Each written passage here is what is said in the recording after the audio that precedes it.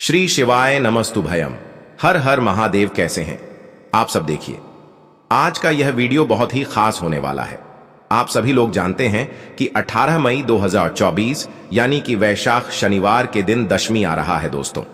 इसी दिन किया जाने वाला पंडित जी द्वारा बताया गया 2 दीपक वाला उपाय आप लोगों को जरूर करना चाहिए, क्योंकि दोस्तों यह एक ऐसा उपाय है जो कि इस उपाय को करने के बाद दोस्तों आपको पूरे कोई और उपाय को करने की जरूरत नहीं है, क्योंकि सबसे बड़ा और सबसे नया यह उपाय पंडित जी ने अपनी अभी की सीहोर की कथा में ही बताया है। मैं जिस उपाय को आज हम आपको बहुत अच्छे से समझाने वाले हैं, इस वीडियो को देखने के बाद इस उपाय को समझने के लिए आपको कोई और वीडियो को देखने की जरूरत नहीं पड़ेगी।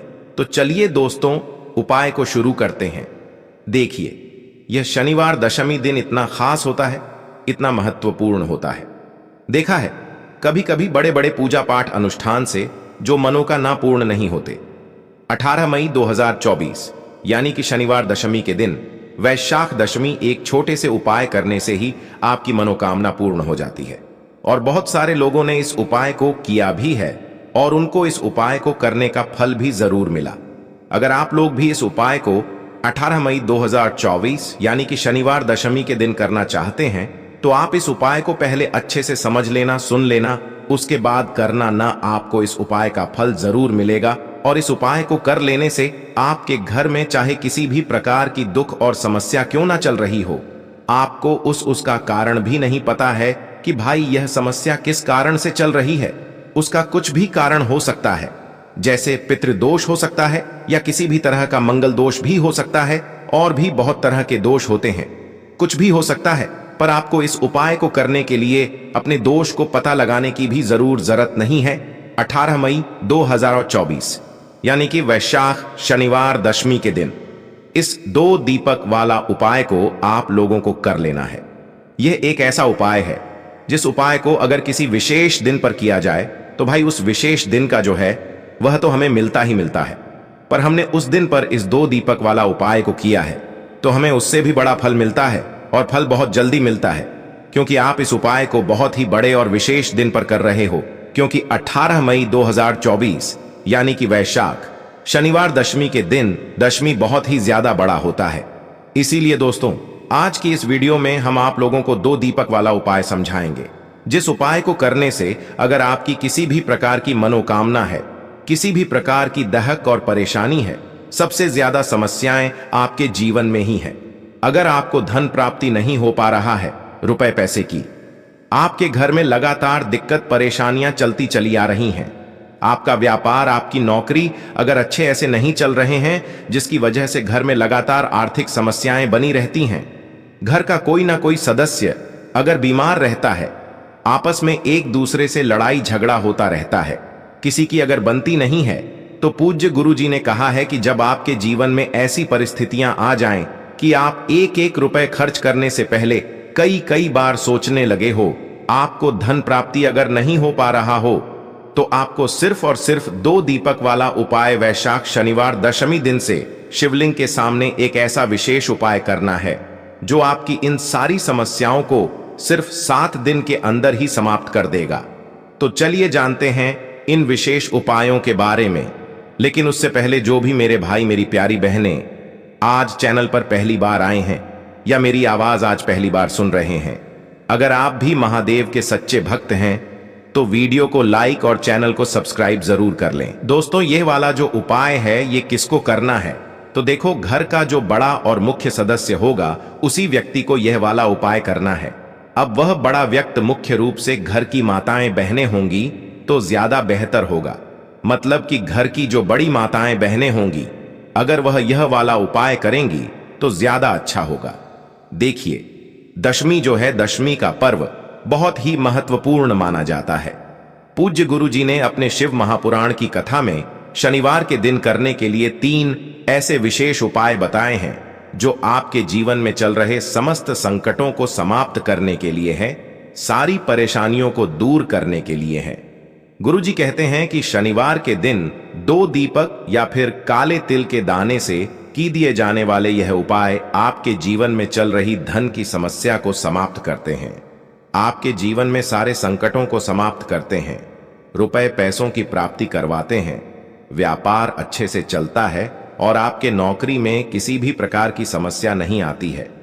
तो यह उपाय हमारे जीवन में धन धान्य की तो वृद्धि करेंगे ही, और साथ ही साथ कभी कभी ऐसी परिस्थिति आ जाती है कि हमें समझ में नहीं आता है कि हमारे लिए क्या करना ठीक रहेगा, क्या करना ठीक नहीं रहेगा।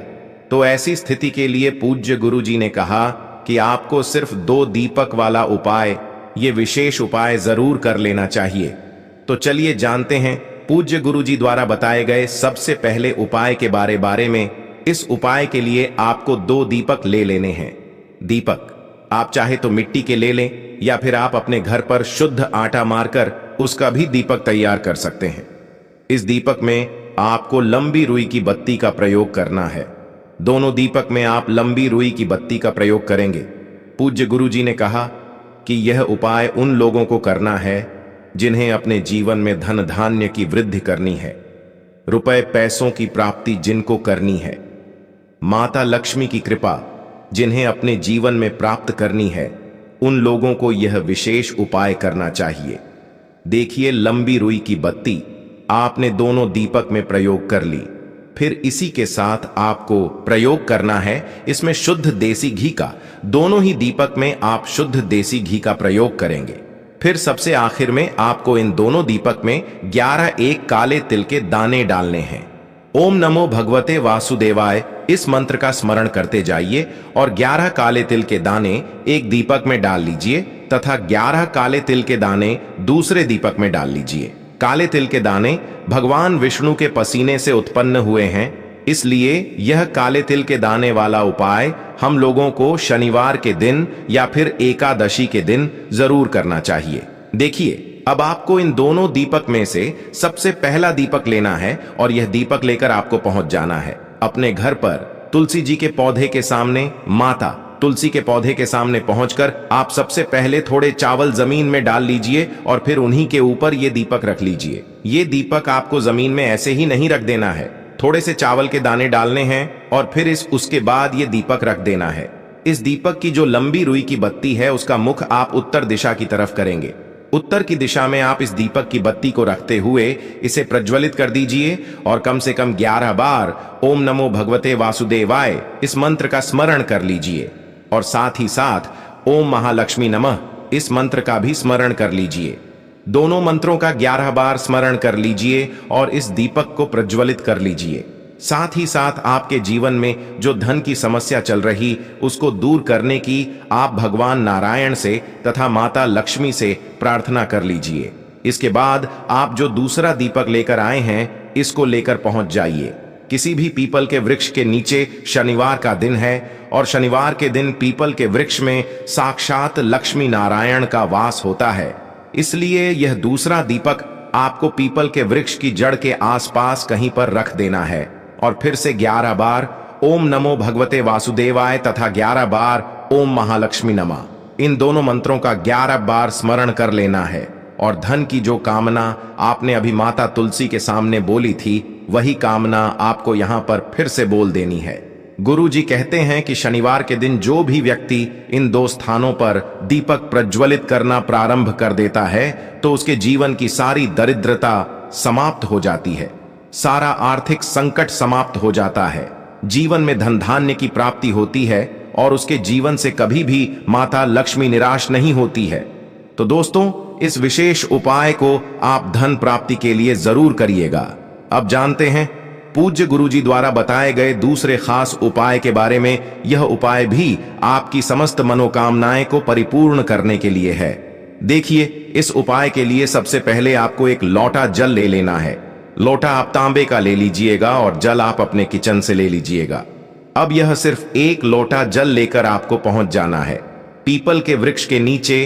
पीपल के वृक्ष में इस एक लोटे जल को समर्पित करते हुए आप लगातार ओम नमो भगवते वासुदेवा इस मंत्र का स्मरण करते जाइए और आपकी जो भी मनोकामना है उस मनोकामना को सबसे पहले आप वहीं पर भगवान नारायण से बोल दीजिए।